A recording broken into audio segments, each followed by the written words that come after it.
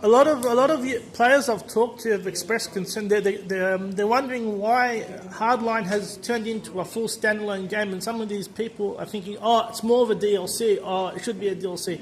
Can you address that topic and elaborate on that?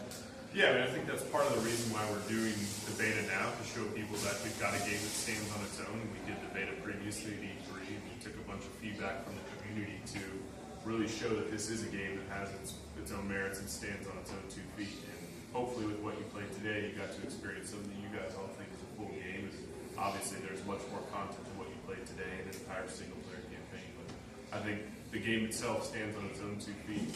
We're proud of what the team's built.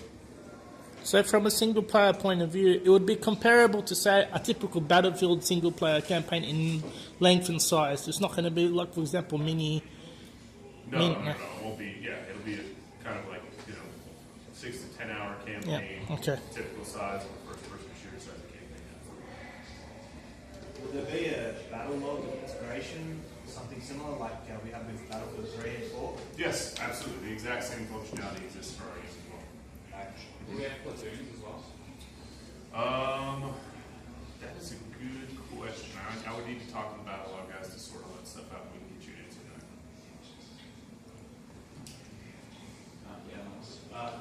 Is Commander and Spectator mode coming back? I'm sorry? Commander mode and Spectator? Well, we have Hacker mode. Do you want to speak to Hacker mode? Yeah, Hacker's kind of basically our version of Commander. So you have a lot of the same kind of like command and control aspects that you would have with Commander, but we've kind of focused more on like making the hacker feel more present in the map. So basically there's a bunch of objects in the world that the hacker can hack and have an impact on the player experience. So there's like video cameras and like gas systems and transformers and stuff like that. We've kind of strayed away from like the lethal stuff. We didn't really feel like that was fair. It's focused, it's focused more on giving orders and this kind of intel. What about Spectator mode? It's got the same spectator, the exact same implementation, like the tabletop, but also the free cam and all that stuff. Is Premium coming back? We are not releasing any details about DLC right now.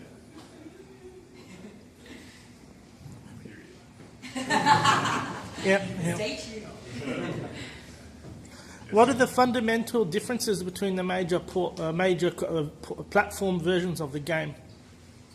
For example, So I would say the biggest thing that stands out to me is the player number, right? So Okay. you can get up to 64 players on PC in Gen 4, but on Gen 3 you don't have that same player count. And I think some of those modes that support those larger player counts definitely offer kind of a different type of gameplay. And I would say that's the biggest difference from my perspective. I don't know if you guys have other things you would call out. No, I agree with that. Are you able to elaborate on the different resolutions and detail levels of the different platforms? Oh, I would not want to elaborate on them and say it's wrong, but I can get you the exact so I can find someone who will elaborate on them, yes. And in terms of the Frostbite engine, does Visceral Games have any input into development of that, or do you just take it from DICE and you use it and you build on top of that to make your game? Well, we worked with a version of Frostbite that was shipped for Battlefield 4 and then kind of improvements made to the engine thereafter.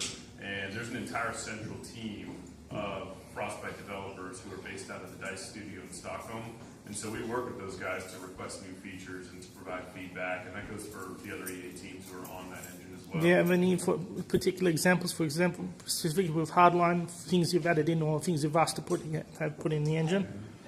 Is it cool? Is it okay to say? Like, it works both ways, right? DICE helps us, we help DICE, right? And one of the things that because it all benefits the franchise, right? It's really important. Like we all work together to support Battlefield. One of the things that we did at Visceral was we did improvements to the vehicle code that got rolled into CTE, that got rolled into Battlefield 4. One of the changes we made was to the game tick speed, which to me is a real fundamental change to the game. To me, it's a really big deal. That was done at Visceral. That was rolled into the CTE and then rolled into Battlefield 4. Like we work together. Like in a lot of ways, a lot of it's kind of above the level of us designers. It's more like engineers that are sort of talking to each other at these various studios and kind of working out the details. But yeah, it's very much the case that we all take from each other. We basically help each other to make the best games we can. For sure. Okay. Obviously, it's a really multiplayer supported game. How do you intend on supporting it further? What do you mean by supporting it further? You mean like Obviously competitive. sorry? Competitive Champlin. Do you want to speak to the competitive modes? Sorry. Yeah. You're talking about post-launch. Left the animal video. Talking about how do we support it post-launch? I mean, I think that's part of like, so what we've learned from the betas, right, is like how to interact with the community, how to listen with the community, setting up channels for interaction with the community. And I think when we launch, it's about being diligent about following up with the community and continuing to listen and to look at the analytics and what the telemetry is telling us to understand what improvements we need to make to the game moving forward. So, you know, we kind of look at these games as services. They're not really things that just we put in a box, ship them, and forget them. These are things where we'll have a live team who will be working and focused on improving the game even after it launches.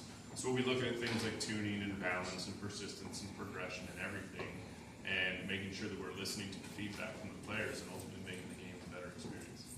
So CTE service continue. Yes, the plan is to have CT service.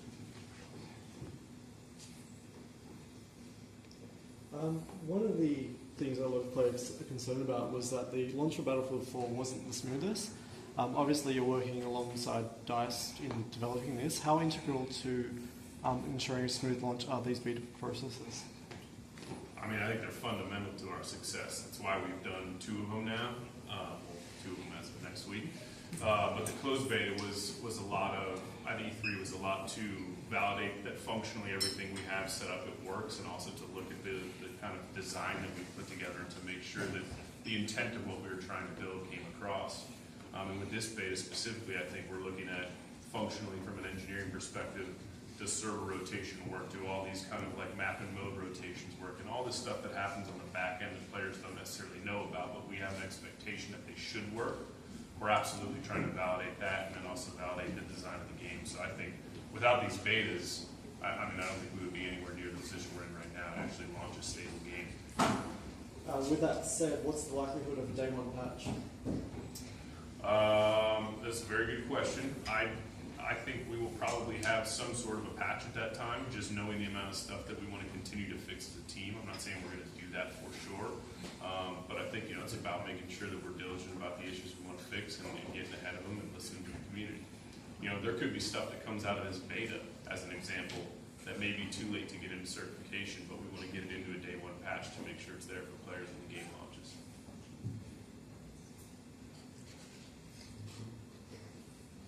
You look like you have another one. You're just trying to I want to be fair to people. With the exception of DLC and the single-player campaign, will there be additional pieces of content that aren't in the beta at the moment, but that will be there at launch? additional content in multiplayer that will not Maps, be... modes, etc. Oh yeah, absolutely. So what you guys played today was 3 different multiplayer modes and 3 different maps. We actually have 9 maps across all of multiplayer and 7 different game modes. So there's a whole kind of bunch of other content that you guys didn't get a chance to play today that you will when the game launches. Obviously, with the embargo that applies to the beta, we're not going to obviously publish anything until that lifts. However, during the past week or a bit, news of the beta leaked on Reddit apparently through the Ronco program. Do you have any? How does that affect the beta process as far as the public relations aspect go? I don't have an answer on the public relations side.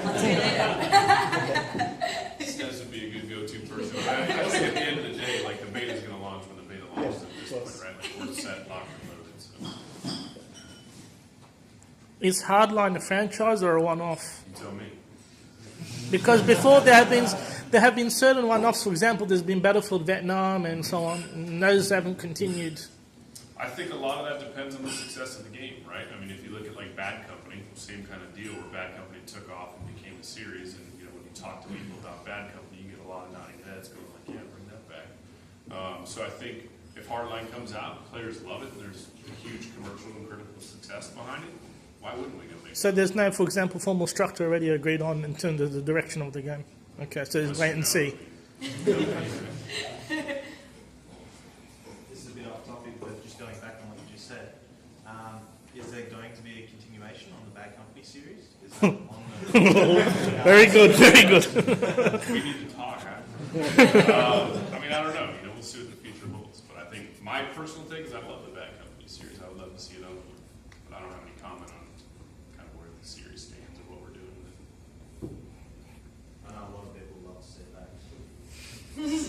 Amen. Yeah. How much of the community feedback from the first beta has been incorporated into the final game? Yeah, I mean, we got a lot of great, critical feedback around that time. I think one of the biggest things that you can see that's a major difference is in the first beta, Heist was a much different game. Like, we pretty much redesigned the whole second half of Heist into what you play today with the whole helicopter and the defend loop and stuff like that. So that was a huge improvement that we made based off of that stuff. And then the rest of it was really just doubling down on Cops and Criminals kind of fantasy, right? Making sure that each faction felt different and unique and had different sets of gadgets and the vehicles all felt right. So it was just a lot of finding exactly where that threshold is, how much Battlefield are we in, how much Hardline are we in, pushing the needle a little further Hardline. I think you mentioned it before. That is not coming back. I think you mentioned like tick rate before. Yeah, so like one of the, I don't play that much, but one of the big problems I see run into a lot was getting into a fight with someone and then both of you fall dead at the same time, like bullets hitting at the same time. So you mentioned tick rate. I'm assuming that's going to have some impact. Do you think that's a somewhat resolved issue in Hardline, or is that just persistent because of the nature of the game? I would say it definitely helps, right? There's a lot more cases where that doesn't happen anymore, but just because of the nature of the way that the guns work, it's a projectile-based system, so they are actually traveling, so it is possible. So I wouldn't say that it would be 100% fixed, but it's definitely improved with the faster speeds. There are multiple dependencies to factor there too. A player's connection can vary and alter the tick rate, but we've had some brilliant engineers working on it, and it has vastly improved. I spend most of my time working on servers, and I can say for a fact that it's far better shape than it was. Yeah, I would also just say, I know that the engineers have they've made an effort specifically to minimize trading kills kind of thing. So it is something that's on the radar. I'm trying to limit it as much as possible.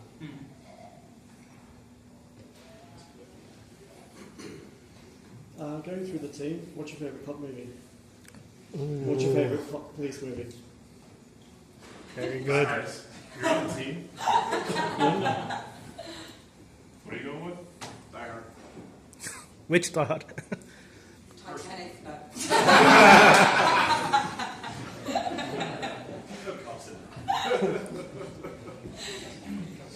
I would She probably. should have been arrested. It's not really cops, but I go True Lies probably.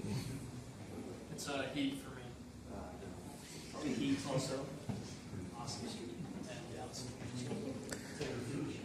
How about you? Hot Fuzz. Hot Fuzz? Good choice. Ah, yeah. Which games influenced you as a team in terms of the development of Hardline? I'm sorry? Which games influenced you in the development of Hardline? Battlefield, obviously, that's a big part of it. I think the team looked at every first-person shooter known to man, because I think at the end of the day, it's about looking at every single piece of game content that's either inside of your genre. What about classic police games? Police Quest, SWAT, those things? Sorry? Police Quest, SWAT, were they an influence onto the game? Oh yeah, We're these guys big are riding with the SWAT. fans of SWAT. Yeah, so we definitely thought about that as we were working on it. So the SWAT games were designed by Adele F.A., who was a former police officer. Did you guys work with any law enforcement in terms of multiplayer or single player, in trying to get some level of realism beyond what movies would show? We never worked with SWAT in any official capacity, but they've gone on ride-alongs with different SWAT members. Producers from our team literally hit up a guy who was a policeman at Chipotle and started saying, "Hey, I'm working on Battlefield. Can I go on a ride-along with you?" And a couple days later, went on a ride-along. So we have definitely engaged with people who we know who are police officers or SWAT team members, done ride-alongs. There was even that SWAT kind of crazy setup thing that you guys did where it was a fake SWAT, attacks kind of scenario. So there's all kinds of stuff that we've done as a team to understand how those people operate their day-to-day roles, but we haven't necessarily partnered officially with any particular organization. Yeah, that was the actors trained a lot with law enforcement, former law enforcement guys before they did all the mocap and stuff like that. So, but yeah, nothing official. Any questions from over here?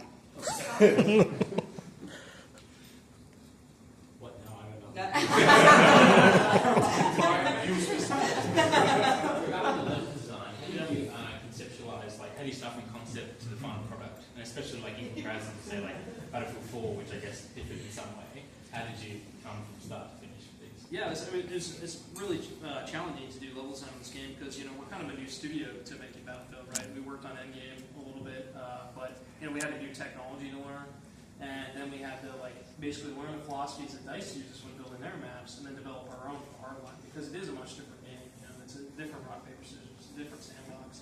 So just a lot of playtesting, a lot of iteration, a lot of getting the eyes from the community on the game and making adjustments based on that. Will there be a lot of events in some of the maps? Like obviously you've seen on Dust Bowl, I think it was, had the sandstorm coming through. Yeah, each map kind of has its own larger kind of what we call spectacle evolution, like the bigger stuff. As a team, we've spent a lot more time kind of focused on small and medium scale things. So like doors that open and close, ballers you can raise, lower destructions, so you can punch out a whole wall and go through and stuff like that. But there is kind of those big, massive, map changing moments for everyone. What's the load of that? Is it 150? It's a lot. Oh, yeah. I think that's expected out like 400 and some odd hours. Yeah, it's a ridiculous amount of hours. It's incredible. Yeah.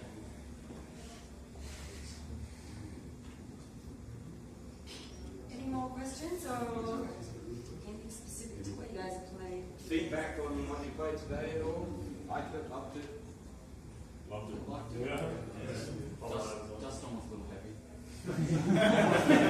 Couldn't see much. Yeah, it's Got run over by cars a lot in that. Good time.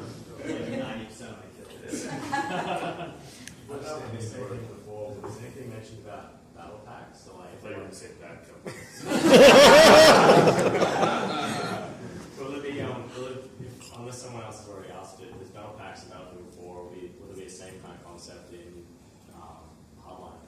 Yeah, I don't know how much we are talking about that. We will have some sort of battle packs. We're not talking about any kind of release schedule or anything. So we won't have 625%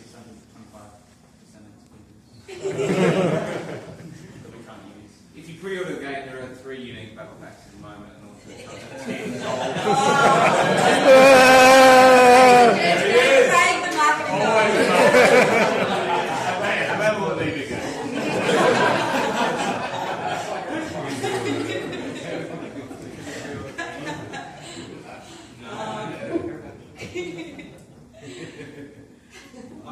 I'm assuming not, so it's too confusing, but the first demo, once again going back to it, would you have any plans to, I feel like the only way you can do it is specifically tweaking, but it seemed like, after 5 minutes everyone figured out, go engineer, have a grenade launcher, blow up cars, win a game. Is, would you do any kind of individual class tweaking between those, or I'm assuming not, because we just don't okay. we spent a lot of time kind of reconfiguring all the gadgets and stuff like that. I mean, we probably went through a dozen iterations on the way that they're laid out, and we settled on this one because we feel like it's pretty balanced. A lot of it was trying to make the mechanics and to make them valuable for all our infantry stuff and our more kind of competitive based stuff. So it's I think we're pretty happy with where we landed, and it's I don't think he's too dominating in Hotwire now. But, only playtesting a lot of will help. Yeah. That's also something we'll keep an eye on, right? As soon as the game goes live and 20 million people are playing the mechanic and blowing people up, they're like, oh, okay, dial it back. Yeah. Seemed like it's very, just mode testing. My concern with that, I noticed on Dust Bowl there's only 2 helicopters, and now that the launchers are battle pickups for the power weapons or whatever, it might be a bit different. If you've got decent piloting, then they're not really going to get shot down. Yeah, it's certainly something that we're aware of and we talk a lot about in the studio with. There are battle pickups scattered around maps, but there's also a feature that allows you to put a stinger in the trunk of your cars. So you can add that to your vehicle and then basically get into a position where you can shoot down the helicopter. The other thing, I don't know if you guys had a chance to play with the tracking dart gun is back in 2, and that makes it way easier to take the helicopter. So there's there's probably 4 or 5 options. Yeah, I know personally, when I try to fly a helicopter in Dust Bowl, I get locked onto a shotgun pretty quickly. Random people who got either jump in the trunk or tracking dart or whatever, and you get that locked on tone all the time. It's really tough to stay in the air, at least for me. I get locked on a shotgun. Honestly, in a map like Dust Bowl, the helicopter is so exposed that you will be surprised how quickly the helicopter gets taken down at full map. So it's also the case, I expect to follow up. Each map and mode combo has its own vehicle matrix, right? So it's, one of the changes we made for Hotwire is we don't include the attack chopper, right? Because the attack chopper would just destroy, like it just rage around the map shooting up all the cars. It was incredible. So we decided, well, that's not much fun, right? So in Hotwire mode, in all the maps, you're not going to see an attack chopper. But in a lot of the other modes, you are going to see like the transport and the attack chopper, like the full mix of vehicles or some subset of all the vehicles. We basically try to go through each map and mode combo and try to tune the vehicles and the aircraft to sort of the best gameplay experience for that map and mode combo. So you've got. I'm sorry, you go first. No. Oh, okay. So I know you said you can't say anything about DLC specifically. What you're gonna for any Need for Speed fans out there at all, will it be?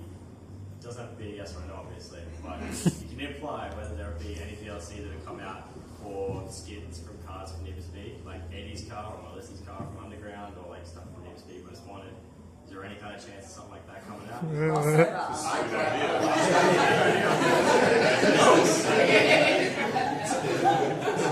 Send me your resume.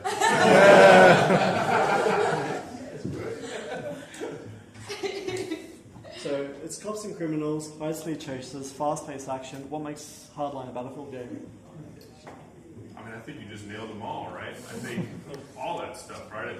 We talked about the story, the strategy, and the speed, and I think everything revolves around that, right? Like you have high-speed chases, you've got these cool new game modes, you have this cops and criminals fiction, which lends itself to all different types of ways to play, gadgets to use, weapons to use, etc. So I think, the cops and criminals fantasy kind of sits at the top of it. And, once you get into the game and kind of experience what that lends itself to, I think that really shows you what Hardline's all about. Okay, one last question before Misha. Make it a good one.